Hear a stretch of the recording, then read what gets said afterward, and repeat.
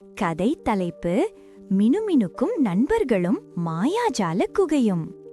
ஒரு அழகான காட்டுப்பகுதியிலே மின்மினி வெளிச்ச திருவிழா என்று ஒரு பிரம்மாண்டமான திருவிழா கொண்டாட போகுது. இந்த திருவிழான்னா எல்லா மிருகங்களுக்கும் ரொம்ப சந்தோஷம்.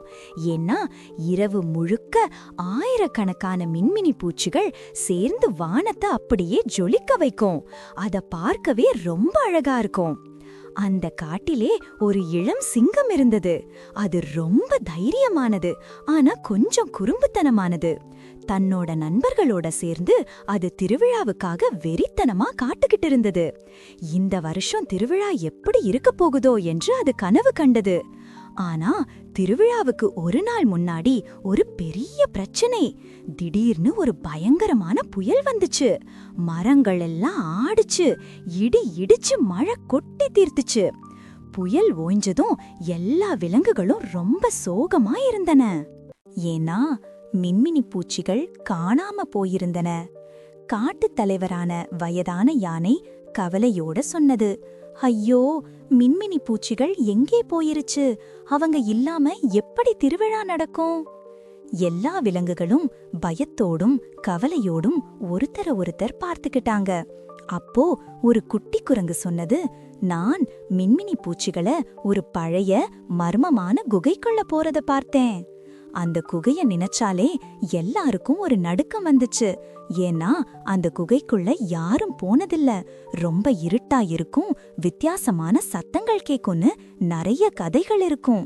ஆனா இளம் சிங்கம் தன்னோட வால் ஆட்டிட்டு, நான் போறேன், நான் மின்மினி பூச்சிகளை கண்டுபிடிச்சு திருவிழாவுக்கு கொண்டு வரேன் என்று தைரியமா சொன்னது. மற்ற விலங்குகள் அதை எச்சரித்தன, அது ரொம்ப ஆபத்தானது, நீ போக வேண்டாம். ஆனா இளம் சிங்கம் அசைஞ்ச பாடல்ல, இல்லை, நான் போகணும், மின்மினி பூச்சிகள் இல்லாம எப்படி திருவிழா என்று அது உறுதியா சொல்லிட்டு குகைய நோக்கி புறப்பட்டுச்சு. அது குகையோட வாயிலுக்கு போனதும் ஒரு சின்ன பயம் அதுக்குள்ள வந்துச்சு. அடேயப்பா, இது எவ்வளவு இருட்டா இருக்கு என்று அது தன்னோட மனசுக்குள்ளே சொல்லிக்குச்சு. உள்ளே இருந்து ஒரு குளிர்ந்த காற்று வந்துச்சு. எங்கேயோ ஒரு மூக்குச்சீப்பல் சத்தம் கேட்டது. இளம் சிங்கம் மெதுவா உள்ளே நடக்க ஆரம்பிச்சது. கொஞ்சம் தூரம் போனதும் ஒரு பெரிய பாறை முன்னாடி வந்து நின்னுச்சு.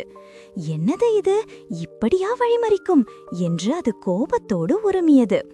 அது அந்த பாறைய தள்ளி பார்க்க முயற்சி பண்ணுச்சு. தன்னோட பலமெல்லாம் போட்டு தள்ளுச்சு. ஆனா அது நகரவே இல்ல. இதெல்லாம் நம்மள பார்த்து பயப்படாது போல என்று அது கொஞ்சம் ஃப்ரஸ்ட்ரேட் ஆயி போச்சு. அப்படியே அங்கேயே உட்கார்ந்து யோசிச்சது. அப்போ திடீர்னு ஒரு மெல்லிய சத்தம், கீச் கீச். அது திரும்பி பார்த்தது.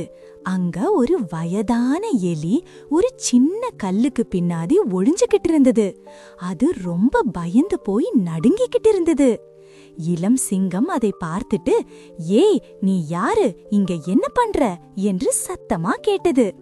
இளம் சிங்கத்தோட சத்தத்தை கேட்டு அது இன்னும் பயந்து, ஐயோ, என்ன ஒன்னும் பண்ணிடாதீங்க என்று நடுங்கிய குரல்ல கெஞ்சிச்சு. இளம் சிங்கம் சிரிச்சது, நான் உன்னை ஒன்னும் பண்ண மாட்டேன், நான் மின்மினி பூச்சிகளை தேடி வந்தேன். உனக்கு அவங்க எங்க இருக்காங்கன்னு தெரியுமா என்று கேட்டது. வயதான எலி இன்னும் பயத்தோட, ஓ ஓ, மின்மினி பூச்சிகளா, எனக்கு தெரியும், அவங்க இங்க மாட்டிக்கிட்டாங்க.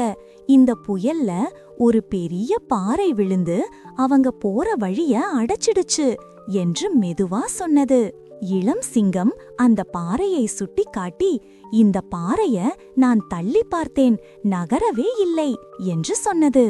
வயதான எலி பயத்தை விட்டுட்டு கொஞ்சம் தைரியமா வந்து, அது ரொம்ப பெருசு, ஆனா நான் இந்த குகையோட எல்லா வழிகளையும் அறிஞ்சவன், எனக்கு ஒரு சின்ன ரகசிய வழி தெரியும், அது வழியா நாம போகலாம் என்று சொன்னது.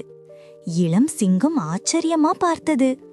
உனக்கு தெரியுமா, அப்போ ஏன் நீங்கிற இப்படி ஒளிஞ்சுகிட்டு இருந்த என்று கேட்டது. வயதான எலி சொன்னது, நான் தனியாள், எனக்கு ரொம்ப பயம், நான் உள்ளே போறதுக்கு தைரியம் இல்ல, ஆனா நீ கூட இருக்கிறதால எனக்கு இப்ப தைரியமா இருக்கு. இளம் சிங்கம் சிரிச்சது. சரி வா போலாம், சீக்கிரம் மின்மினி பூச்சிகளை காப்பாத்தணும். வயதான எலி ஒரு சின்ன ஓட்டை வழியா இளம் சிங்கத்தை ஒரு குறுகலான பாதைக்கு கூட்டிட்டு போச்சு. இளம் சிங்கத்துக்கு அந்த பாதையில போறதுக்கு ரொம்ப கஷ்டமாயிருந்துச்சு. அதோட தலை அந்த பாறையில முட்டிச்சு. ஐயோ, என்னோட அழகான தலைமுடியெல்லாம் கலைஞ்சிடுச்சே என்று அது புலம்பியது. வயதான எலி அதை பார்த்து சிரிச்சது. கொஞ்ச தூரம் போனதும் ஒரு பெரிய ஹால் மாதிரி ஒரு இடத்துக்கு வந்தாங்க. அங்கே ஆயிரக்கணக்கான மின்மினி பூச்சிகள் ஒரு மூலையில கூடி மினுமினுக்க முடியாம சோகமா உட்கார்ந்திருந்தன. அவங்க ரொம்ப பயந்து போயிருந்தாங்க. இளம் சிங்கம் அவங்கள பார்த்ததும், அடையப்பா, எவ்வளவு அழகா இருக்காங்க என்று ஆச்சரியத்தோட சொன்னது. ஆனா அவங்க ரொம்ப சோகமா இருந்ததை பார்த்து அதுக்கு மனசு கஷ்டமா இருந்துச்சு. மின்மினி பூச்சிகள் இளம் சிங்கத்தை பார்த்ததும் ஆபத்து ஆபத்து என்று பயத்தோட கத்தின. இளம் சிங்கம் அவங்க கிட்ட போயிட்டு, பயப்படாதீங்க, நான் உங்களை காப்பாத்த வந்தேன் என்று சொன்னது. அங்க ஒரு பெரிய பாறை அவங்க வெளியே போற வழிய அடைச்சிருந்தது. இளம் சிங்கம் தன்னோட பலம் எல்லாம் போட்டு அந்த பாறைய தள்ளுச்சு. அசைஞ்சு குடுடா பாறை, எங்க நண்பர்கள் வெளியே போகணும் என்று மொக்கி மூச்சு வாங்கி தள்ளுச்சு.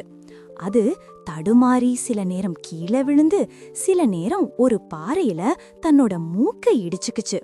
ஐயோ, வலிக்குதே என்று கத்தியது. வயதான எலி அதுக்கு பக்கத்துல போய், கொஞ்சம் வலது பக்கம் தள்ளுங்க, அங்க ஒரு சின்ன விரிசல் இருக்கு என்று வழி சொல்லுச்சு. இளம் சிங்கம் வயதான எலி சொன்ன மாதிரி தள்ள அந்த பாறை மெல்ல மெல்ல நகர்ந்துச்சு. ஒரு பெரிய டமால் சத்தத்தோட பாறை நகர்ந்து மின்மினி பூச்சிகளுக்கு வெளியே போற வழி கிடைச்சது. மின்மினி பூச்சிகள் சந்தோஷத்துல ஜொலிச்சு இளம் சிங்கத்தையும் வயதான எலியையும் சுத்தி சுத்தி பறந்தன. நன்றி நன்றி என்று அவங்க சொன்ன மாதிரி தோணுச்சு. இளம் சிங்கத்தோட உடம்பு முழுக்க மண்ணும் தூசியும் ஒரு சின்ன கீறலும் இருந்தது. ஆனா அதோட முகத்துல பெரிய சிரிப்பு. நாம் பண்ணிட்டோம் என்று அது வயதான எலிய பார்த்து சந்தோஷமா சொன்னது. மின்மினி பூச்சிகள் முன்னாடி பறக்க இளம் சிங்கமும் வயதான எலியும் அவங்க பின்னாடியே குகையை விட்டு வெளியே வந்தாங்க. அவங்க வெளியே வந்ததும் காட்டுல இருந்த எல்லா விலங்குகளும் ஆரவாரம் பண்ணி கை தட்டுனாங்க. வயதான யானை இளம் சிங்கத்தோட தலைய தடவி கொடுத்து, நீ ஒரு உண்மையான வீரன், நீ இல்லனா திருவிழா நடக்கவே நடந்திருக்காது என்று பெருமையா சொன்னது. வயதான எலியையும் எல்லாரும் பாராட்டுனாங்க. அது இதுவரைக்கும் பயந்து பயந்து வாழ்ந்த எலி இன்னைக்கு ஒரு ஹீரோ ஆகிடுச்சு. அதுக்கு ரொம்ப சந்தோஷமா இருந்துச்சு. அன்னைக்கு ராத்திரி மின்மினி வெளிச்ச திருவிழா ரொம்ப பிரம்மாண்டமா நடந்துச்சு. ஆயிரக்கணக்கான மின்மினி பூச்சிகள் வானத்துல ஜொலிச்சு காட்டுக்கே ஒரு மாயாஜால வெளிச்சத்தை கொடுத்தன. இளம் சிங்கம் தன்னோட புதிய நண்பரான வயதான எலியோட சேர்ந்து திருவிழாவை பார்த்து ரசிச்சது. அதோட முகத்துல ஒரு பெரிய திருப்தி. அது கஷ்டப்பட்டு உழைச்சது பயத்தை பொருட்படுத்தாம குகைக்குள்ள போச்சு. அதனாலதான் இன்னைக்கு இந்த அழகான திருவிழா நடக்குது. வயதான எலியும் தன்னோட பயத்தை விட்டுட்டு உதவி செஞ்சதால அதுவும் எல்லாராலும் பாராட்டப்பட்டுச்சு. இந்த கதையில இருந்து நாம என்ன தெரிஞ்சுக்கிறோம்னா, கதை நீதி, கடின உழைப்பு எப்போதும் பலன் தரும். நண்பர்களே, லைக் பண்ணுங்க மற்றும் சப்ஸ்கிரைப் பண்ணுங்க. நன்றி.